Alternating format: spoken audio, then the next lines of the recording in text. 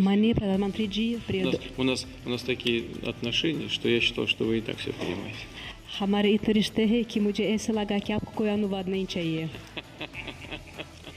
Russian जबान में Putin साहब बोल रहे थे तो उन्होंने रशियन जबान में ये कहा है कि हमारी अंडरस्टैंडिंग इतनी डेवलप हो चुकी है, हमारे फॉरेन मिनिस्टर मुसलसल एक दूसरे को मिलते हैं और मुझे लग रहा है कि मेरी बॉडी लैंग्वेज और जबान को मोदी साहब ट्रांसलेटर की मदद के बगैर ही समझ रहे हैं। तो उस कमरे के अंदर बड़े कहके चले हैं। और इसमें राष्ट्रपति पुतिन ने मजाकिया अंदाज में कुछ ऐसा कहा कि प्रधानमंत्री नरेंद्र मोदी ठहाके लगाकर हंस पड़े। ये मत देखो कौन कह रहा है, ये देखो क्या कह रहा है। बुनियादी तौर पे बात की है वो बिल्कुल दुरुस्त है। ये वाली इस वक्त जो मेरे कैनेडियन पप्पू भाई हैं उनको जवाब दिया गया है, वेस्ट को जवाब दिया गया कि we have options, we have choices.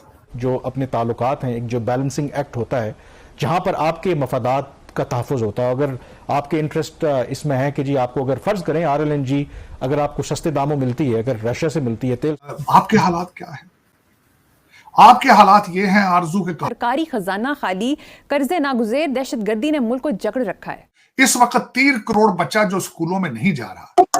आप लोगों का कोई अगर डिस्प्यूट है वो अपनी जगह पे चलता रहे। मामला आपके दीगर चाइना और हिंदुस्तान के दरमियान क्या क्या कुछ नहीं होता, ये काम भी हो रहा है। बट ये जो मूव्स हैं यकीनी तौर पर कई आईब्रोज जो है वो वेस्ट के अंदर रेज होंगी। लेकिन इनको भी मजा आ जाएगा कि भाई आप भारत को जो बार बार छेड़ते हो उनके पास भी चॉइसेस मौजूद है।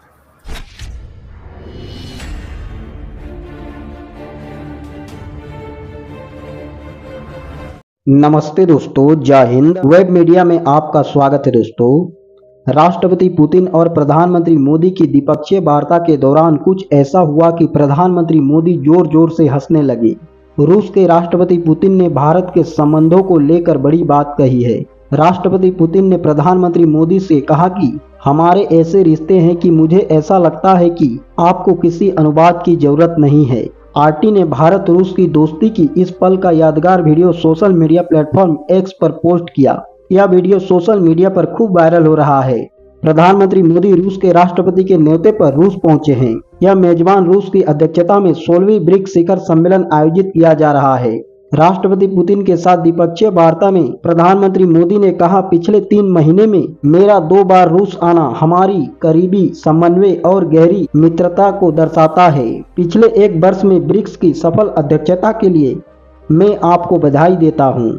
तो दोस्तों चलिए देखते हैं इस पर पाकिस्तानी मीडिया का रिएक्शन। इस वक्त सबसे बड़ी बात है कि ब्रिक्स जो है वो उसकी मीटिंग शुरू हो चुकी है, मीटिंग्स जारी हैं। मैंने बल्कि मोदी साहब की जो वहां पे मीटिंग थी उसको बड़े गौर से देखा है और टाइमिंग के बारे में बात करना चाहूंगा कि what a wonderful work doctor Jaishankar has done. वो वर्क क्या है कि ब्रिक्स में जाने से पहले उन्होंने भारत ने और चाइना ने अपने बॉर्डर को रिजॉल्व कर लिया। 3800 किलोमीटर की जो बॉर्डर है उसको उन्होंने रिजॉल्व कर लिया। इसकी टाइमिंग बड़ी सेंसिटिव है। इसलिए सेंसिटिव है, एक क्वेश्चन आता है कि भारत को इसमें बॉर्डर के साथ भारत को इसमें से क्या मिला है? भारत को क्या मिला है? ब्रिक्स में जाके प्रेसिडेंट शी से मोदी साहब मिलेंगे। और दूसरा, इस वक्त जो मेरे कैनेडियन पप्पू भाई हैं उनको जवाब दिया गया है, वेस्ट को जवाब दिया गया कि we have options, we have choices. को ये जवाब दिया। भारत का ये फायदा हुआ है और चाइना का फायदा ये हुआ है कि वो यहां से एनर्जी बचा के ताइवान पे घेरा डालेंगे, जहां से फिर हमारे कैनेडियन पप्पू जी तंग हो जाएंगे। अमेरिकन बाबा जी तो वैसे ही परेशान है, लेकिन इनको भी मजा आ जाएगा कि भाई आप भारत को जो बार बार छेड़ते हो उनके पास भी चॉइसेस मौजूद है। ये सबसे बड़ा इस वक्त ब्रिक्स का था। ब्रिक्स की अभी मीटिंग मोदी साहब की जो बड़ी जबरदस्त थी, जो मैंने उसमें से एक जोक पिक किया, अपने देखने वालों से शेयर करूंगा। रशियन जबान में पुतिन साहब बोल रहे थे तो उन्होंने रशियन जबान में ये कहा है कि हमारी अंडरस्टैंडिंग इतनी डेवलप हो चुकी है, हमारे फॉरेन मिनिस्टर मुसलसल एक दूसरे को मिलते हैं और मुझे लग रहा है कि मेरी बॉडी लैंग्वेज और जबान को मोदी साहब ट्रांसलेटर की मदद के बगैर ही समझ रहे हैं। तो उस कमरे के अंदर बड़े कहके चले हैं और मैं this is how the body language. आपने मोदी साहब ने अपना ट्रेडिशनल जफरी डाली जाके, वो ट्रेडिशनली है जहाँ जाते हैं। ये उसकी अपडेट थी ब्रिक्स की। दूसरा इसमें जो अब मैं बात करूंगा कि आपके हालात क्या है? आपके हालात ये हैं आरजू के, कहा आपने एक दो तकरीरें मैंने आपके लेजिस्लेशन की सुनी है, जो कॉन्स्टिट्यूशनल अमेंडमेंट आपने की है, उमर अयूब साहब की है, और दूसरी मैंने ख्वाजा आसिफ साहब की धुआंधार तकरीर सुनी। मुझे ख्वाजा आसिफ साहब की स्पीच बड़ी जबरदस्त लगी।